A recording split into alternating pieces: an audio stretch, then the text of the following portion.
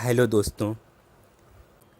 कुछ वर्ष पहले प्रख्यात मनोवैज्ञानिक डॉक्टर जोसेफ मर्फी की बेस्ट सेलर किताब the power of your subconscious mind पढ़ने का इत्तेफाक हुआ था। किताब में लिखा था कि सही तरीके से प्रार्थना करके कोई भी व्यक्ति मनचाहा फल पा सकता है, क्योंकि जिस शक्ति को ईश्वर कहा जाता है ये मूल रूप से कल्याणकारी शक्ति है। ये शक्ति हर व्यक्ति का कल्याण करने के लिए ही तत्पर रहती है और कल्याण करती भी है। और व्यक्ति का बुरा दरअसल व्यक्ति के खुद के सोचने के गलत ढंग के कारण होता है। जब व्यक्ति को हर समय कुछ अनहोनी होने की आशंका रहे तो उसके साथ वो अनहोनी ज़रूर हो जाती है। दरअसल ऐसे व्यक्तियों के चेतन मन अनहोनियों को आमंत्रित करते हैं। अगर ये लोग अनहोनी की किसी आशंका को दिमाग में आते ही झटक दें और ये मजबूत विश्वास रखें कि ईश्वर उनका अहित नहीं होने देगा बल्कि कल्याण ही करेगा, तो उनके साथ कोई अनहोनी नहीं होगी। इंसान का बुरा तब भी होता है जब व्यक्ति खुद को कोई अपराध बोध में पाता है। यह अपराध बोध अगर उसने कुछ भी गलत किया है तो उसके अवचेतन मन में निश्चित रूप से बसा ही रहता है। और अपना बुरा होने से बचाने के लिए व्यक्ति को ईश्वर से क्षमा मांगना और पश्चाताप करना बहुत ज़रूरी होता है। डॉक्टर मर्फी ने मानवीय मनोविज्ञान के गहरे अध्ययन के बाद जो तथ्य निकाले थे वो वाकई हम सबके लिए फ़ायदेमंद साबित होंगे अगर हम उनके बताए तरीक़ों पर अमल करें तो। डॉक्टर मर्फी कहते हैं कि व्यक्ति जैसा अपने मन में अपनी या दूसरों के लिए विचार रखता है उसके साथ बाहरी दुनिया में बिल्कुल वैसा ही घटित होता है। जो इंसान दूसरों के लिए अपने मन में दुर्भावनाएं रखता है तो इसके मन की नकारात्मकता के प्रभाव से खुद इसका ही अहित हो जाता है। अपने साथ होने वाले अहित से बचने के लिए व्यक्ति को तमाम अन्य व्यक्तियों के प्रति दुर्भावनाओं का त्याग कर देना चाहिए और सबके लिए अच्छे विचार ही रखने चाहिए। इन सब सावधानियों के बाद व्यक्ति जो भी अपने लिए मांगेगा और प्रार्थना स्वीकार होने में बिल्कुल भी संदेह नहीं रखेगा, उसकी प्रार्थना ज़रूर स्वीकार होगी। इस विषय में डॉक्टर मर्फी ने अनेक आश्चर्यजनक उदाहरण दिए कि कैसे अलग अलग लोगों ने कुछ चीज़ों के लिए सकारात्मक रूप से इच्छा की और चमत्कारी रूप से वो चीज़ें उन्हें मिल गईं। जैसे एक लड़की का उदाहरण उन्होंने दिया जो कि एक वास्तविक घटना थी कि इस लड़की को एक बड़ा महंगा पर्स पसंद आया। उसके पास वो पर्स खरीदने के पैसे नहीं थे, लेकिन किसी भी नकारात्मक भाव को अपने मन में उस लड़की ने आने ही नहीं दिया। उसने बड़े विश्वास से सोचा कि ये पर्स मेरा है और जल्दी ही मेरे हाथों में होगा। उसने इस बात को बार बार खुद से कहा और चमत्कारी ढंग से अगले ही दिन शाम को उस लड़की के मंगेतर ने सरप्राइज़ के तौर पर एक पैकेट उसको दिया जिसमें से वही पर्स निकला जिसकी उस लड़की ने केवल अपने मन में तीव्र इच्छा की थी। इसी तरह एक और युवती का वास्तविक उदाहरण था जिसने कैडिलक कार को पाने की तीव्र इच्छा की थी, जबकि उस कार को ख़रीदने के लिए उसके पास पर्याप्त पैसे नहीं थे, लेकिन फिर भी उसने उस कार को पाने में कोई संदेह मन में नहीं आने दिया। वो हर समय अपने मन में कहती कि ये कैडिलक कार मेरी है। वो कल्पनाओं में कार के बोनट का स्पर्श करती, ड्राइविंग सीट पर बैठती और स्टीयरिंग व्हील घुमाते हुए अपने आप को सोचती। हफ्ते भर इसी तरह की कल्पनाएं करने के बाद उसे अप्रत्याशित रूप से एक दूर के अंकल की विरासत में हिस्सा मिलने की खबर मिली, जिन्होंने कुछ पैसों के साथ ही अपनी एक कैडिलक कार इस लड़की के नाम कर दी थी। इस तरह के वास्तविक लोगों के अनेक उदाहरण थे किताब में, जिन पर आश्चर्य ही किया जा सकता था। पर क्योंकि मैंने यानी ज़िया इम्तियाज़ ने ईश्वर पर पूरे यकीन के साथ दुआ मांगने, दुआ की कबूलियत पर संदेह न करने, खुद को पाप मुक्त मानकर ईश्वर के ज़्यादा सानिध्य में होने का विश्वास लेकर दुआ मांगने के सकारात्मक और आश्चर्यजनक परिणाम देखे हैं, इसलिए इन बातों पर सुख मिश्रित आश्चर्य हुआ मुझे। ये बातें सबके काम आ सकती हैं, ये सोचकर मैंने ये पोस्ट लिखी थी और अब वीडियो बना रहा हूँ। ये पोस्ट लिखने को मुझे इस बात ने भी प्रेरित किया क्योंकि हदीसों में दुआ की कबूलियत के लिए भी मैंने यही नियम पढ़े कि दुआ को अल्लाह पर पूरे यकीन के साथ मांगा जाए और दुआ की कबूलियत को यकीनी माना जाए तो दुआ जल्द कबूल होती है। डॉक्टर मर्फ़ी की किताब में ऐसे बहुत से नुस्खे थे जो इंसान की ज़िंदगी को बदल सकते हैं।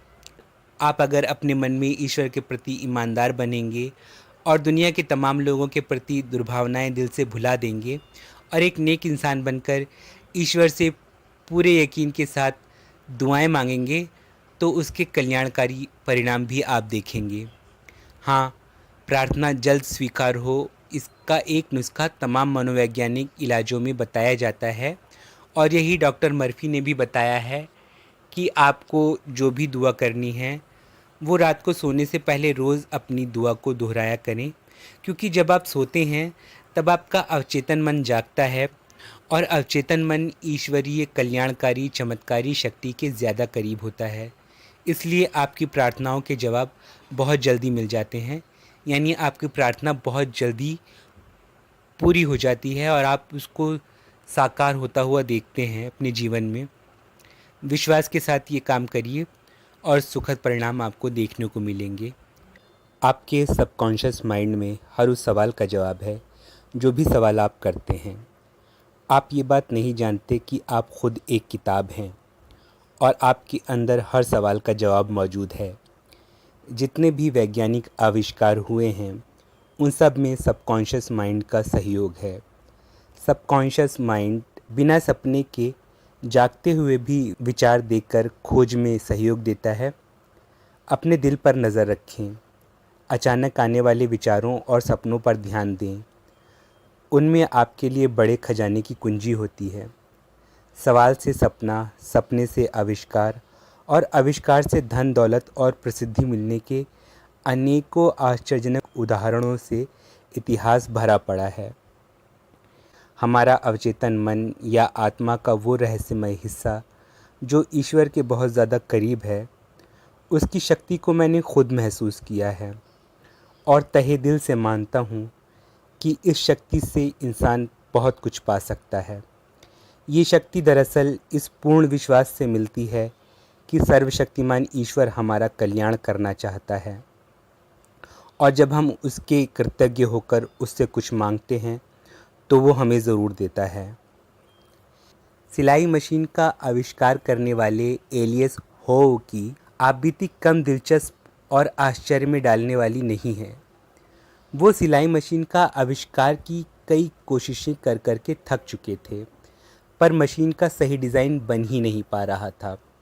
अचानक एक रात उन्होंने स्वप्न में देखा कि राजा के आदेश पर उन्हें सिलाई मशीन का आविष्कार न कर पाने के दंड स्वरूप आदमखोरों को सौंप दिया गया था और आदमखोरों ने उन्हें अपने भालों से कोंचना शुरू कर दिया था और भय से एलियस की नींद खुल गई। फिर उन्होंने स्वप्न की बातों पर गौर किया तो उन्हें ध्यान आया कि आदमखोरों के जिन भालों को उन्होंने स्वप्न में देखा था उन भालों की नोकों पर छेद था।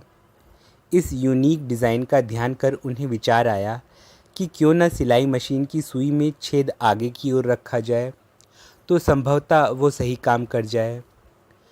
फिर उन्होंने ऐसा ही किया और सिलाई मशीन की सही और कामगर डिज़ाइन बनाने में आश्चर्यजनक रूप से सफल हो गए। कालांतर में उन्होंने अपने इस डिज़ाइन का पेटेंट कराया और इससे अकूत धन बना लिया था। ये सब कुछ हुआ उस एक सपने के कारण। इसी तरह जब मैंने इंसुलिन की खोज की आश्चर्यजनक कहानी पढ़ी तो मैं हैरत में पड़ गया था।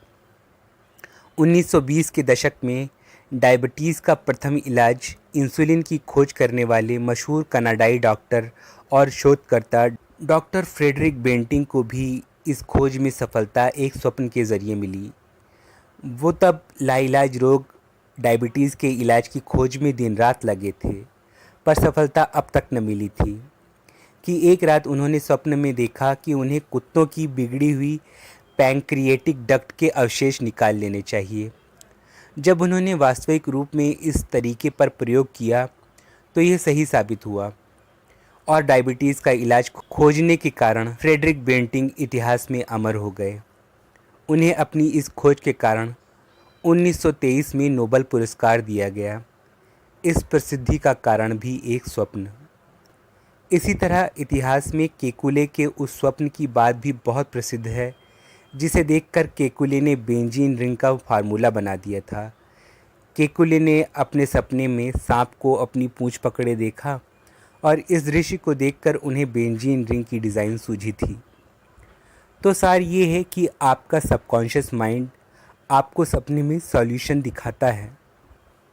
आप जिस चीज़ के बारे में जानना चाहें उसके बारे में अपने आप से अपने दिल में सवाल करते हुए सो जाएं। आपको आपका सबकॉन्शियस माइंड जवाब देगा। हो सकता है पहले दिन आपको जवाब ना मिले, तो लगातार ऐसा करते रहें। कुछ दिन में आपको जवाब मिल जाएगा। बस आपकी इच्छा कल्याणकारी हो, सृजनात्मक हो, तो असंभव नज़र आने वाले लक्ष्य भी मिलने संभव हैं। पहले बताए इन तमाम सच्चे उदाहरणों से ये बात साबित है। शुक्रिया।